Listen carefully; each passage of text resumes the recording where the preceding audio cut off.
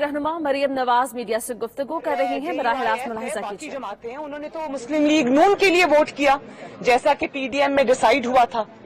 तो ये पहली दफा देखा है कि लीडर ऑफ द ऑपोजिशन जो है वो हुकूमती अरकान, सरकारी अरकान से मिलके बन रहा है और फिर बाप के अरकान,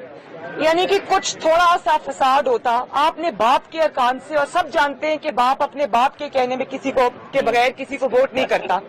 बाप का जब हुक्म होता है तो वो हुकूमती बेंचेस के ऊपर जाके बैठ जाते हैं, बाप का जब हुक्म होता है तो वो ऑपोजिशन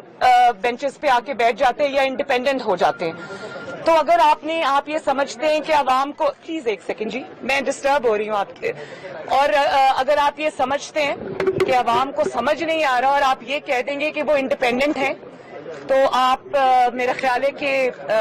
अपने आप को शायद धोखा दे रहे हो, आवाम को आप धोखा नहीं दे सकते। अगर आपने ताबेदारी करनी है, अगर आपने सिलेक्ट होना है, तो फिर आपको इमरान खान की पैरवी करनी चाहिए, जो बहुत ढिठाई से और बहुत यानी कि पूरी एक्सपोज होकर वो ताबेदारी करता है और बाप के अहकामात मानता है। फिर आधा तीतर और आधा बटेर और कभी ऑपोजिशन कभी हुकूमत, ये नहीं हो सकता। खुल के आपको इसको ओन करना चाहिए कि आपने बाप के अहकामात माने हैं, उसको तस्लीम किया है, उसको इस्तेमाल किया है। और आखिरी बात ये कि जब आपको अपनी अवामी कुव्वत पर एतमाद नहीं रहता, जब आप ये समझते हैं कि सवाए सिलेक्ट होने के अब आपके पास कोई रास्ता नहीं है, तो इसका मतलब है कि आप अपनी अवामी कुव्वत, वोट की कुव्वत आप खो चुके हैं। तो सफबंदी हो गई है, अवाम देख रही है। आप अब लाख कहें कि इंडिपेंडेंट हैं,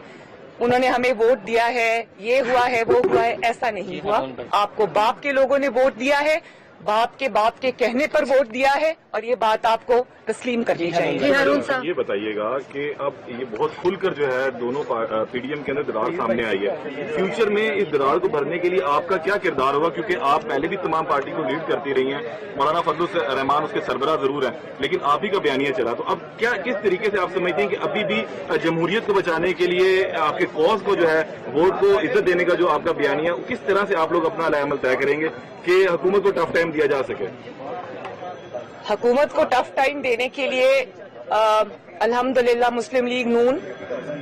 और मौलाना फजलुर रहमान साहब और दीगर जमातें जो पीडीएम में शामिल हैं और रसूल पर खड़ी हैं, वही काफी हैं। और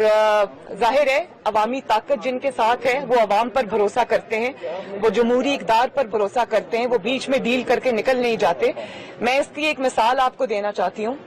कि आसिफ जरदारी साहब ने ये ऑफर की पीडीएम के अंदर कि अगर मुस्लिम लीग नून चाहे तो हम पंजाब के अंदर, क्योंकि सिलेक्टर्स भी ये चाहते हैं, इमरान खान साहब बुज़दार को सपोर्ट करते हैं और सिलेक्टर्स ये चाहते थे कि पंजाब के अंदर तब्दीली आए, तो उन्होंने ये कहा कि हम मुस्लिम लीग नून अगर माने और पीडीएम अगर माने तो हम पंजाब के अंदर तब्दीली ले आएं,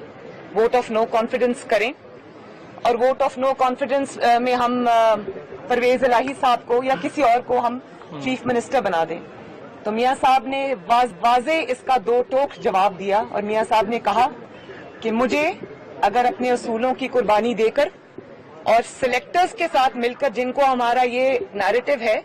कि आइन और कानून ने आपको जिस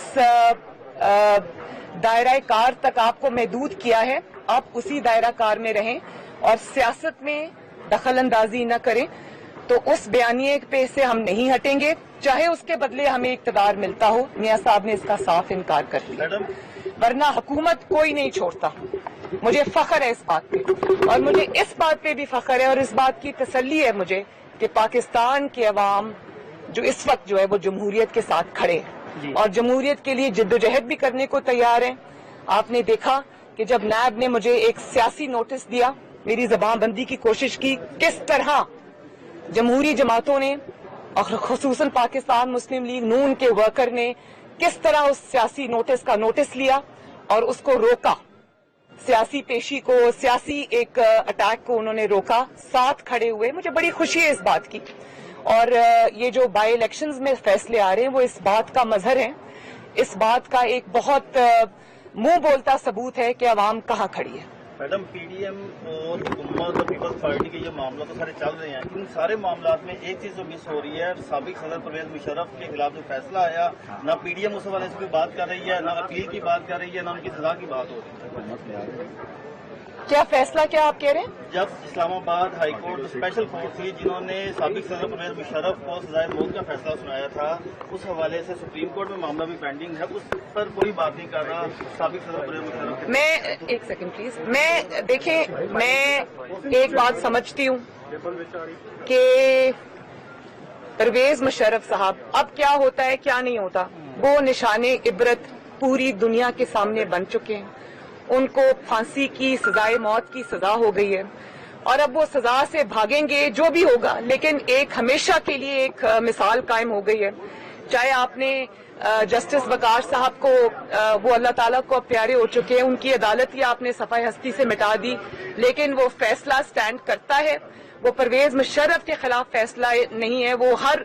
ماضی میں اس شخص کے خلاف فیصلہ ہے جس نے